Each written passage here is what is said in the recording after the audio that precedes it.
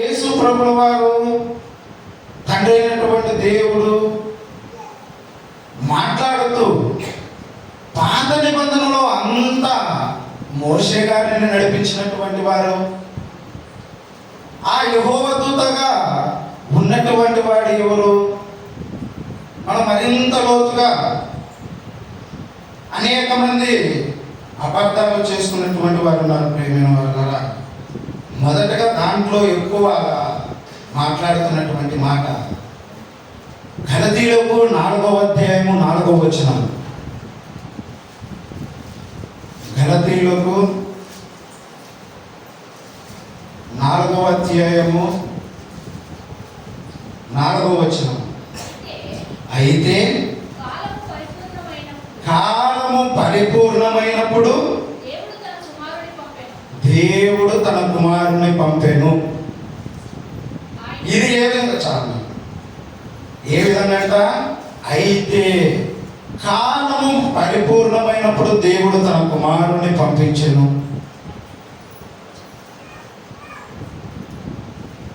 దీన్ని మనము ఓకే,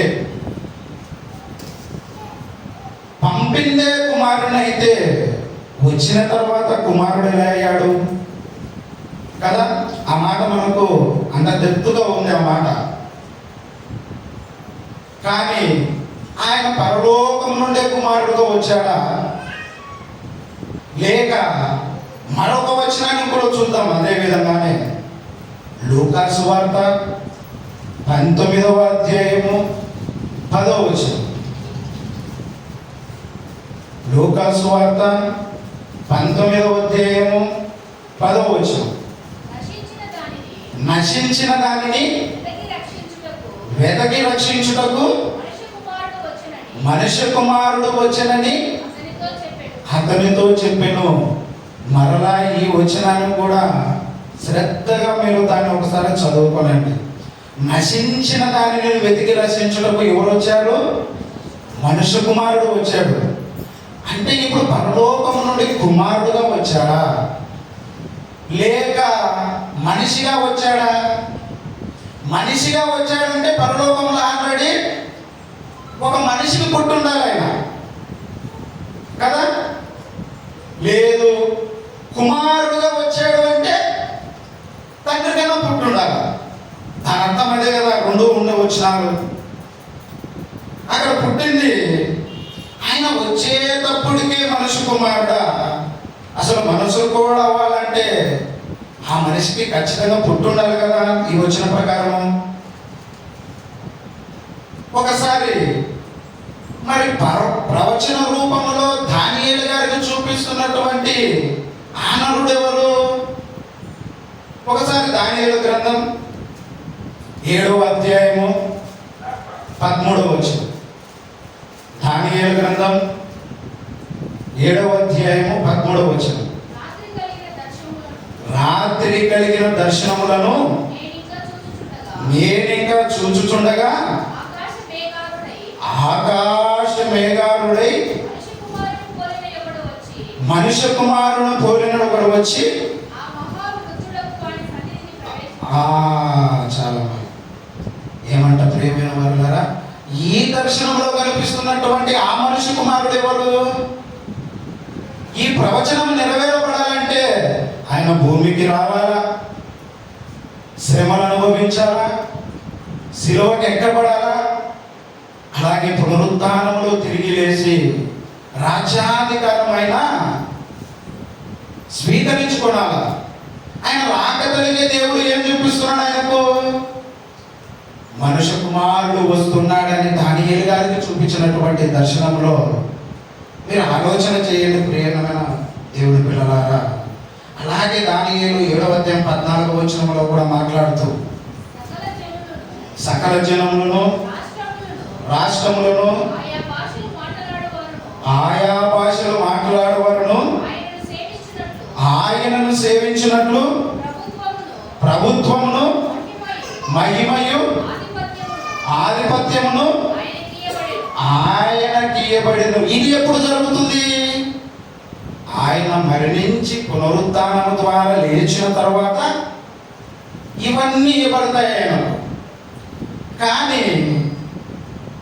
దేవుడు తన కుమారుని ద్వారా ఈ సృష్టిని అంతా కలుగజేశాడు అన్నటువంటి వచనాన్ని మనము ఎక్కడ చూస్తాం?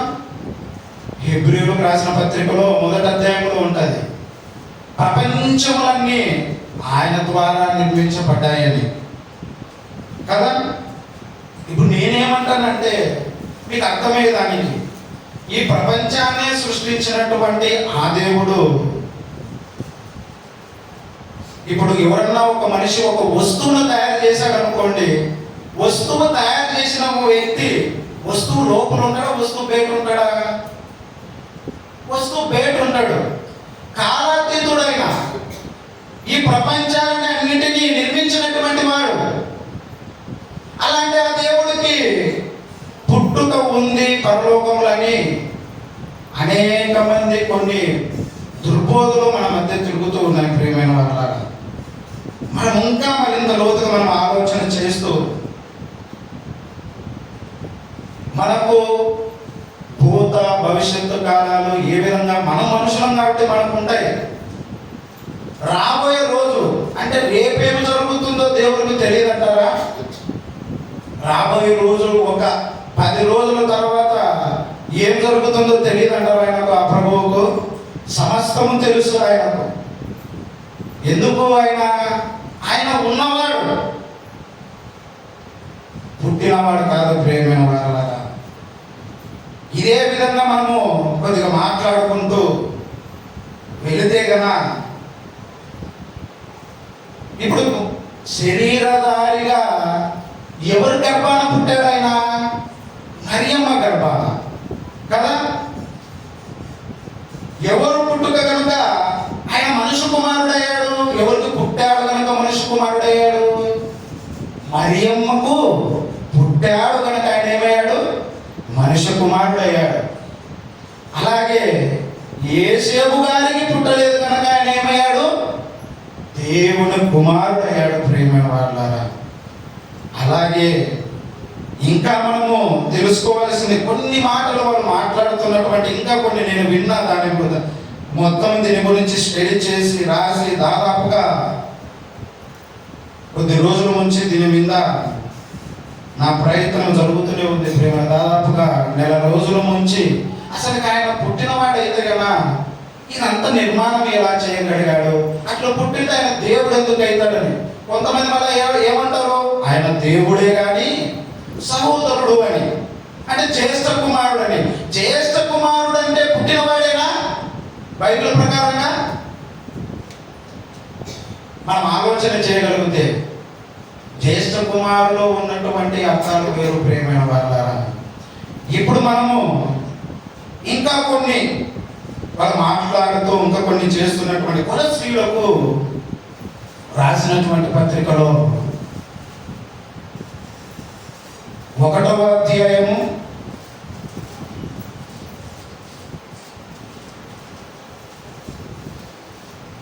1వ అధ్యాయము 15వ వచనం. ఆయన అదృశ్య దేవుని స్వరూపి అయి సర్వ సృష్టికి ఏమై ఉన్నాడు? ఆయన ఆది సంపుతుడై ఉన్నాడు. ఆది సంపుతుడు అంటే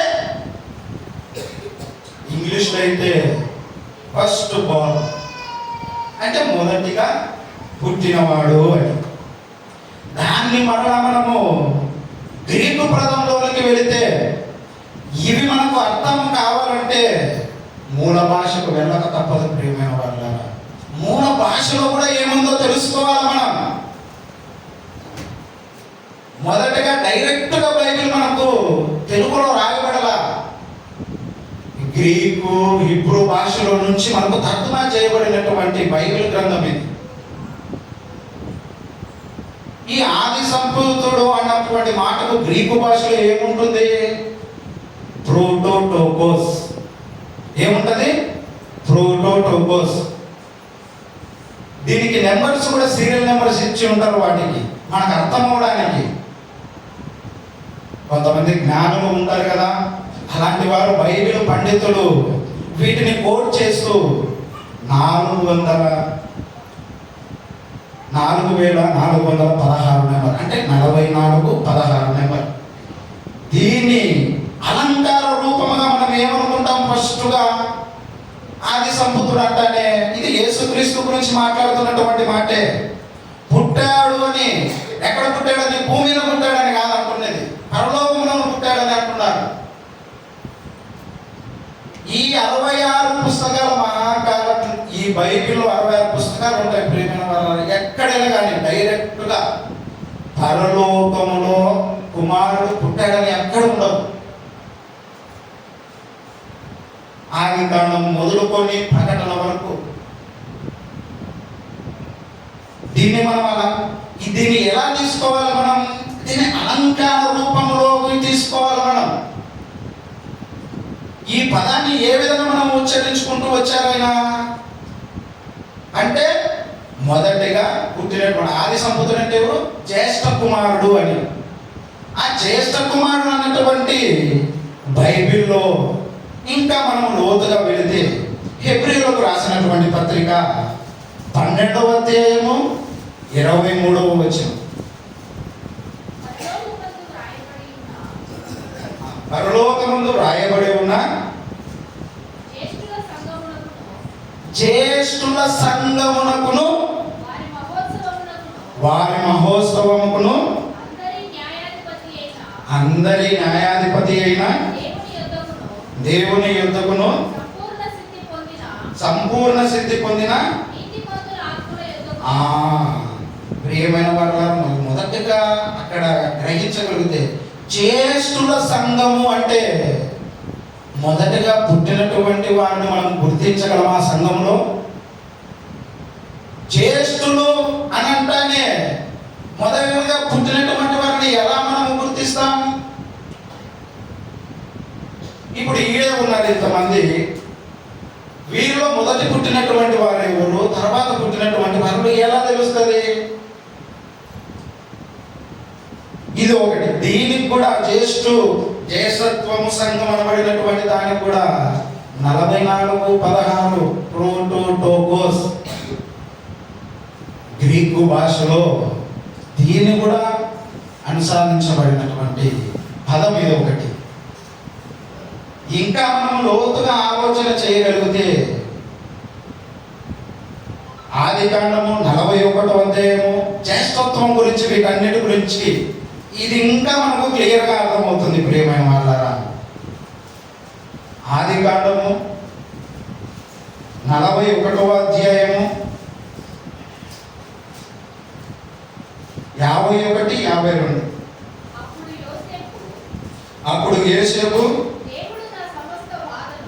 దేవుడు నా సమస్త బాధను నా తండ్రి ఇంటి వారిని అందరినీ నేను మరచిపోవునట్లు చేసేదనని చెప్పి,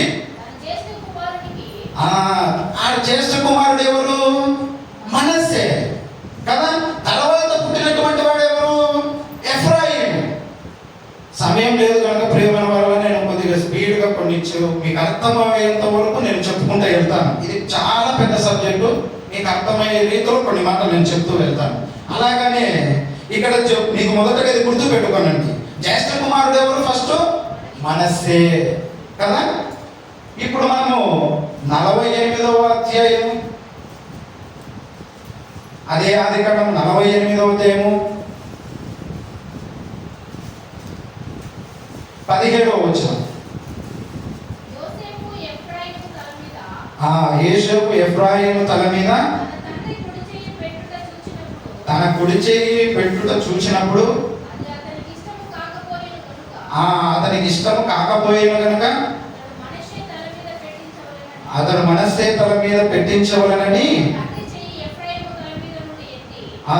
తండ్రి చేయి ఎఫ్రాయిము తల మీద ఎత్తి చేసినటువంటి. ఇది ఏంటి సందర్భము?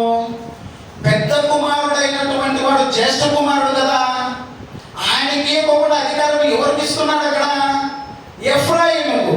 ఈయన ఎవడు? చిన్న కుమారుడు. జ్యేష్ఠత్వాన్ని ఎలా ఆయనకు ఇస్తున్నాడు అధికారికంగా అంటే దీన్ని మరింతగా మనము అదే ఆది కాండము క్షమించండి యెర్మీయా గ్రంథము 31వ అధ్యాయము క్లియర్గా ఇక్కడ రాయబడి ఉంది అదే మాట గురించి. మొత్తము ఆ జ్యేష్ఠత్వం ఎవరికి ఇవ్వబడింది? 31వ అధ్యాయము 9వ వచనం. యిర్మీయా గ్రంథము 31వ అధ్యాయము 9వ వచనం.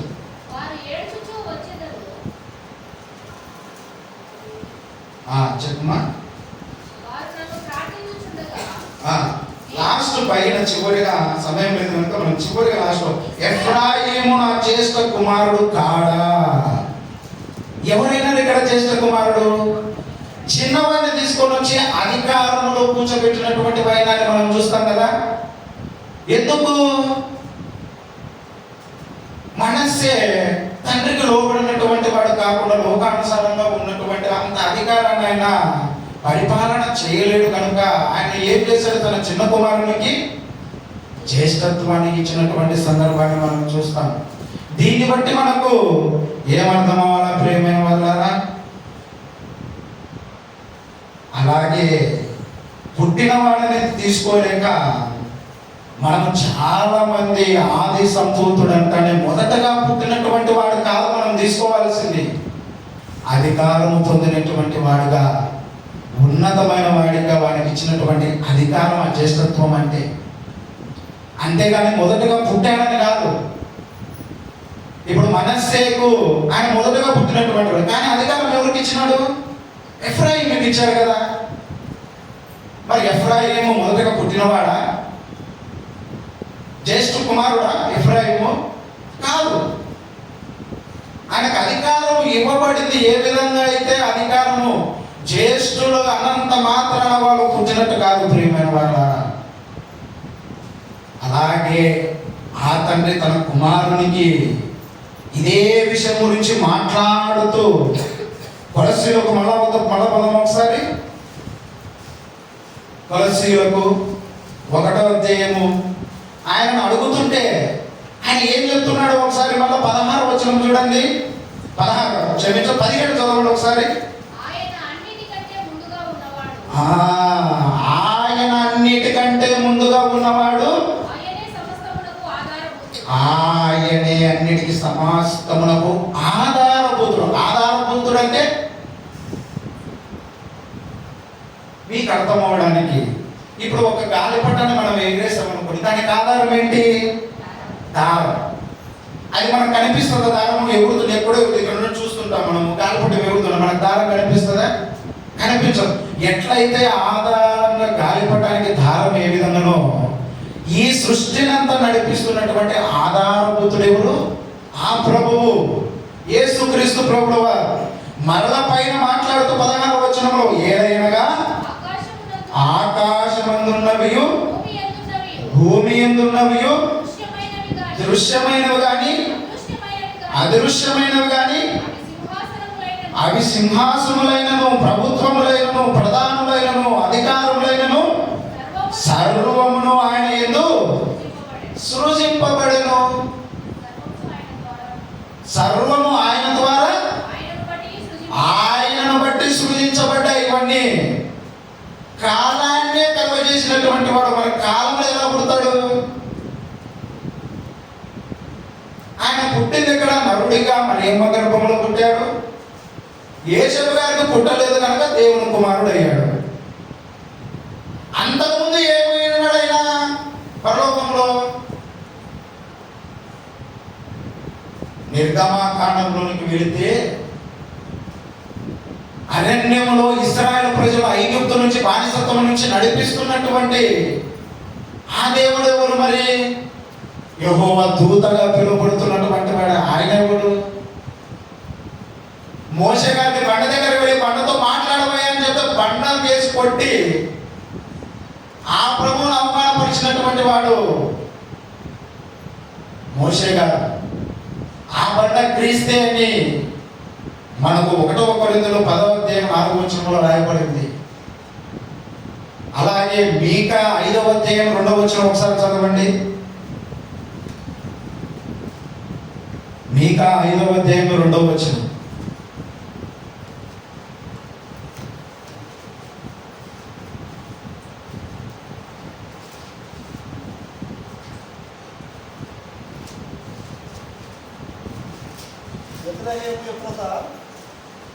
బెత్లెహేము ఎఫ్రాతా యూదా వారి కుటుంబంలో నువ్వు స్వల్ప గ్రామమైనను నా కొరకు ఇశ్రాయేలులను ఏలబోవాడు నీలో నుండి వచ్చును. పురాతన కాలము మొదలుకొని శాశ్వత కాలం ఆయన ప్రత్యక్షమవుచుండెను. ఈయన ఎవరు? యేసు ప్రభువు వారు. ఎక్కడి నుండి ప్రత్యక్షమవుతున్నాడు ఈయన? పురాతన కాలం మొదలుకొని. పురాతన కాలం అంటే ఎప్పటి నుంచి? ఇంకా మోషే గారి కాలం నుంచి అనుకోవచ్చు, లేకపోతే అంతకు ముందు నుంచి కూడా ఉన్నవాడు. అక్కడి నుంచి నడిపించుకుంటూ అరణ్యంలో నడిపించినటువంటి వాడు ఆ ప్రభువే. యెహోవా దూతగా పిలువబడుతున్నటువంటి వాడు. తన తండ్రి చిత్తాన్ని నెరవేరుస్తూ ఆ కాలం నుండి ఈ కాలం వరకు ప్రత్యక్షమైన వాడు. ఆ తండ్రి స్వరము వినలేరు, ఆ తండ్రిని చూడలేరు. ఎవరు బయలుపరిచినాడు? ఆ కుమారుడే బయలుపరిచినాడు. కుమారుడు అంటాడైనా దీనికి మళ్ళా ఏం చెప్తూ వస్తున్నారంటే, భూమి మీద మనం కుమారులం కదా, మన తల్లి గర్భం నుండి వచ్చాం కదా, మన తల్లికి పుట్టాము కనుక మనం కుమారులము. అలాగైనా ఆయన అక్కడ పుట్టాడు కాబట్టి ఆయన కుమారుడు అంటున్నారు. ఆయన కుమారుడు కాదు, ఉన్నవాడైనా పూర్వకాలం నుండి ప్రత్యక్షమవుతూ వచ్చినటువంటి వాడైనా, మరియమ్మ గర్భములో పుట్టి తండ్రి చిత్తాన్ని నెరవేర్చడానికి వచ్చినటువంటి వాడు ఆయన. అంతేగాని ఆయన పరలోకంలో పుట్టినవాడు కాదు, ప్రియమైన వాడు, ఉన్నవాడు ఆయన. ఇంకా బలమైన వచనాలు ఇదొకటి మాట్లాడుతూ ఈ అపోస్తలుడైన పౌలు గారు ఇంత క్లియర్గా మనకు ఇక్కడ ఇదే ప్రోటోటోకోస్ ఈ వచనాన్ని కూడా ఆపాదించబడింది. ప్రియమైన వాళ్ళారా, ఇదే వచనం ఇక్కడ. ఇంకా మీకు ఒకటి తెలుసా? రోగాలు కూడా జ్యేష్ఠత్వం ఉంది. రోగం ఇప్పుడు మామూలు జ్వరం వచ్చింది అనుకోండి, అది తగ్గిపోతుంది. కొన్ని రోగాలు ఉంటాయి, ఇప్పుడు కరోనా టైంలో ఉన్నాయి. అది వచ్చిందంటే కొంతమంది ఏకంగా మనుషులంతా మరణించినటువంటి వారు కూడా ఉన్నారు కదా. ఒకసారి యోబు 18వ అధ్యాయం 13వ వచనం, అది కూడా ఒకసారి చూసుకొని కీర్తనల గ్రంథంలోకి వెళ్దాం. మరలా యోబు 18వ అధ్యాయం 13వ వచనం. అది వారి దేహ అవయవములను భక్షించును. ఎవరంట? మరణ జ్యేష్ఠుడంట. అంటే చూడండి, మరణములో కూడా ఏముంది? జ్యేష్ఠత్వం ఉంది. ఇలా మనం చెప్పుకుంటూ పోతే అనేక మాటలు ఉన్నాయి ప్రియమైన వాళ్ళ. ఈ బైబిల్ గ్రంథంలో రాయించినటువంటి ఎన్నో మాటలు. ఇంకా మనము దావీదు రాసిన కీర్తనల గ్రంథము, దావీదు రాసిన కీర్తనల గ్రంథము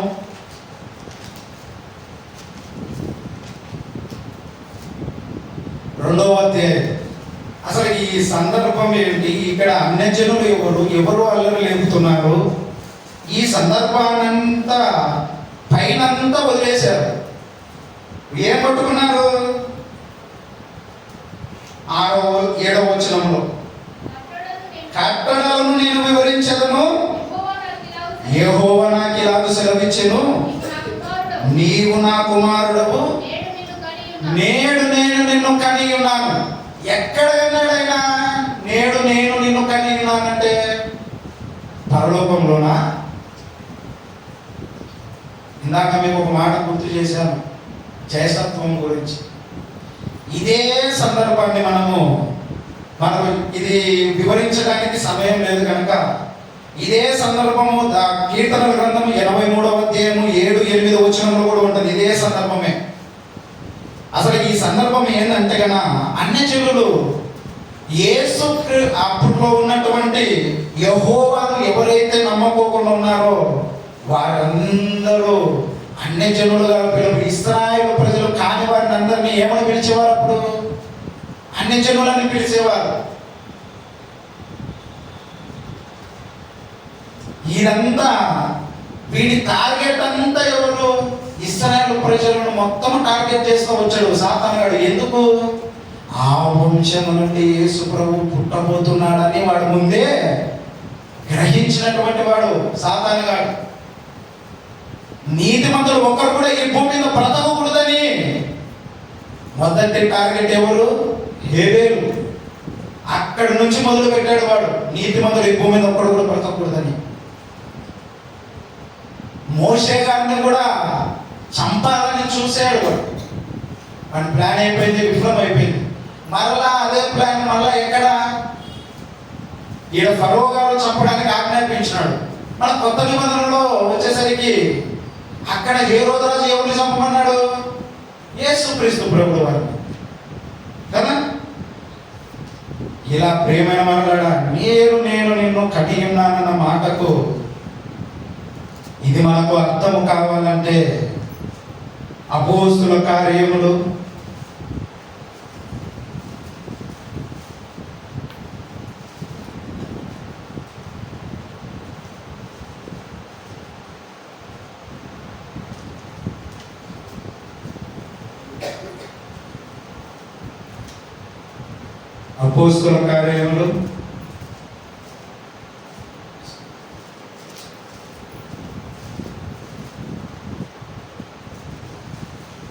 ఈ సందర్భం గురించి ఒకసారి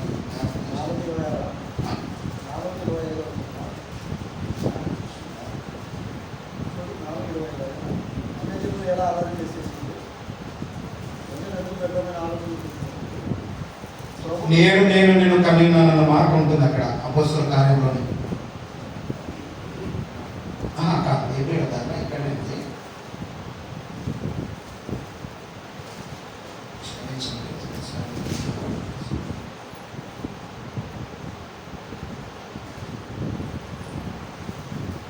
అపోస్తలుల కార్యంలో 13వ అధ్యాయము చూడండి ఒకసారి. 13వ అధ్యాయము 13వ అధ్యాయం 32వ వచనం.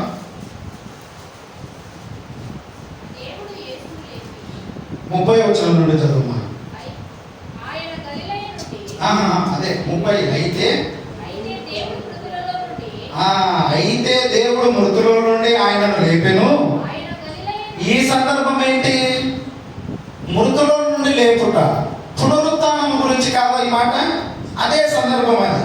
ఆయన గలిలయ నుండి యెరూషలేమునకు తనతో కూడా వచ్చిన వారిని అనేక దినములు కనబడెను. వారిప్పుడు ప్రజల ఎదుట ఆయనకు సాక్షులై ఉన్నారు.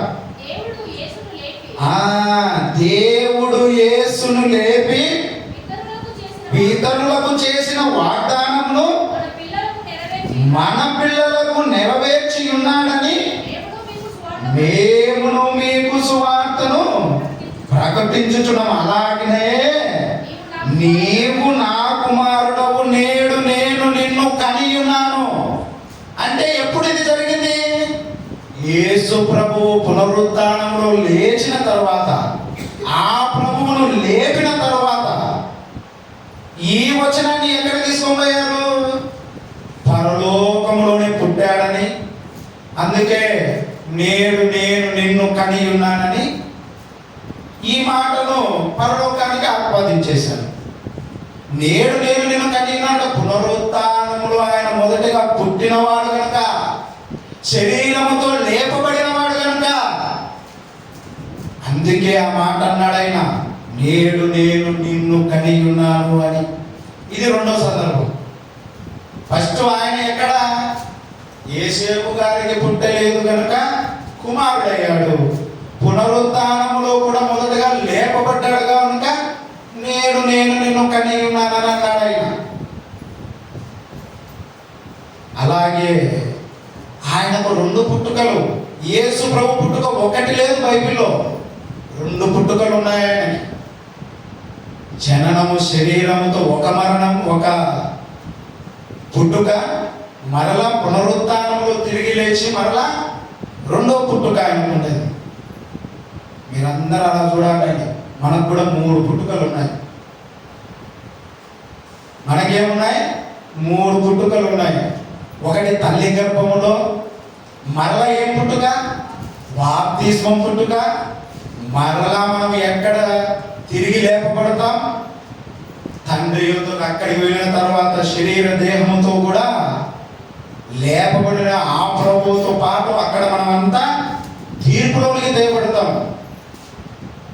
ఇలా మనకు కూడా 3 పుట్టుకలు ఉన్నాయి ప్రేమైన వాళ్ళ. అంతేగాని ఆయన పరలోకంలో పుట్టేశాడని, కుమారుడు అనగానే డివినిటీ ఆఫ్ క్రైస్ట్ మనం కొన్ని అర్థం అవ్వాలంటే మూల భాషలో ఖచ్చితంగా వెళ్ళాలి మనం. ఇప్పుడు తినే విషయంలో నేను చెప్పే మూల భాషలోనికి వెళ్ళి 1 తిమోతిలకు 4:4 వచనంలో అనేక మంది అపార్థం చేసుకున్నారు ఆ వచనాన్ని. అది మూల భాషలోకి వెళితేనే మనకు అర్థం కాదు.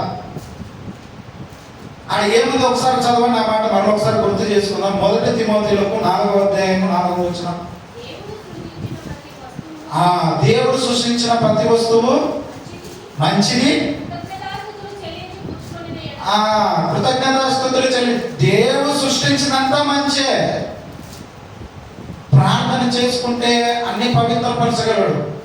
కానీ కొన్ని ఆయన చెయ్యొద్దన్న పనులు చేస్తే ఆయన వాటిని ఎందుకు పవిత్రపరుస్తాడు?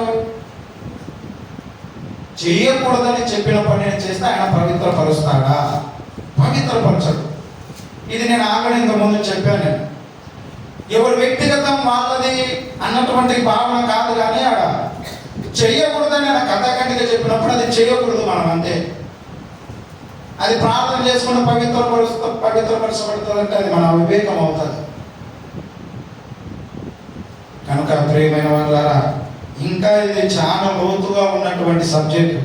మీకు కొన్ని మాటలు మీకు అర్థమయ్యే రీతిలో కొన్ని నేను బోధించాను. ఇంకా దీని గురించి ఏదైనా డౌట్స్ ఉంటే నేను ఎక్కడికి వెళ్ళలేదు, ఈడే కూర్చొని ఉంటాను. మీ డౌట్స్ ఏదైనా ఉంటే నేను క్లారిఫై ఇస్తాను. మీకు ఏదైనా డౌట్స్ ఉంటే దాని మీద, ఈ విషయం మీద, ఇదే ఆ పునరుత్థానంలో లేచిన తర్వాత ఆయనకి ఇచ్చే అధికారాన్ని మనం ఇందాక చదువుకున్నాం. దానియేలు 7:14 వచనం. ప్రభుత్వం, రాష్ట్రములు అన్నీ ఆయన అధికారాన్ని ఇచ్చేసినటువంటి వైనాన్ని మనం చూస్తాం. ఇదే మాట మత్తయి సువార్త 28:18 ఉంటుంది. పరలోకమందును భూమి మీదను సర్వాధికారం ఆయనకి ఇవ్వబడిందని. అక్కడ వలన జ్యేష్ఠత్వం అంటే మొదటగా పుట్టినవాడు అనేది కాదు. సర్వాధికారము మొదటిగా కుమారునికి ఇవ్వబడింది. కనుక ప్రియమైన వాళ్ళారా, ఆయన పరలోకంలో పుట్టినటువంటి వాడు కాదు, భూమి మీద పుట్టినటువంటి వాడు. పరలోకంలో ఉన్నవాడు ఆయన కుమారు పాత్రగా భూమి మీదకి వచ్చి పోషించాడు. పాత నిబంధనలో నిర్గమాకాండంలో యెహోవా దూతగా ప్రత్యక్షమైనటువంటి వాడు. అదే మీకా అధ్యాయంలో రాయబడినటువంటి వచనం. కనుక మరొకసారి నేను చెప్పిన కాకోకుండా మీరు కూడా ఒకసారి పరిశీలన చేయండి. దాని లోతుగా దాని సందర్భం ఏంటి పైన కింద ఒకసారి మనం చదివి అది ఎంతవరకు కరెక్ట్ అని మనం ఆలోచన చేయాలి. పాత నిబంధనలు అన్యులంటే ఎవరు? ఇశ్రాయేలు ప్రజలు కాని వారిని ఏమని పిలిచారు? అన్యులని పిలిచారు. కొత్త నిబంధనలు అన్యులంటే ఎవరు? యేసుక్రీస్తుని ఎవరైతే నమ్మారో వారిని అన్యజనులు అన్నారు. అంతే కదా. ప్రతి ఒక్కటి మనం క్షుణ్ణంగా దీన్ని పరిశీలన చేసి ఈ 2వ అధ్యాయంలో దావీదు రాసిన కీర్తనల గ్రంథంలో ఇదే సందర్భాన్ని మళ్ళీ ఎక్కడ ప్రస్తావించబడింది? హెబ్రీయుల్లో 1వ అధ్యాయంలో కూడా ప్రస్తావించబడింది. కనుక దాన్ని మనం క్షుణ్ణంగా పరిశీలించి దాని లోతుగా మనం అర్థం చేసుకోగలిగితే ఆయన మనస్సు ఏందో మనకు తెలుస్తుంది. ఆ తండ్రి మనస్సు ఏంది, ఆ కుమారుడు మనస్సు ఏంది. తండ్రి, కుమార, పరిశుద్ధాత్మ వీళ్ళ ముగ్గురు ఉన్నారు. దైవత్వంలో ఒకటిగా ఉన్నారు. వాళ్ళ ఆలోచనలు ముగ్గురు ఆలోచన ఒకటే. తండ్రి ఏమి కోరుకుంటాడో కుమారుడు అదే కోరుకుంటాడు. కుమారుడు ఏమి కోరుకుంటాడో తండ్రి, పరిశుద్ధాత్మడు కూడా అదే కోరుకుంటాడు.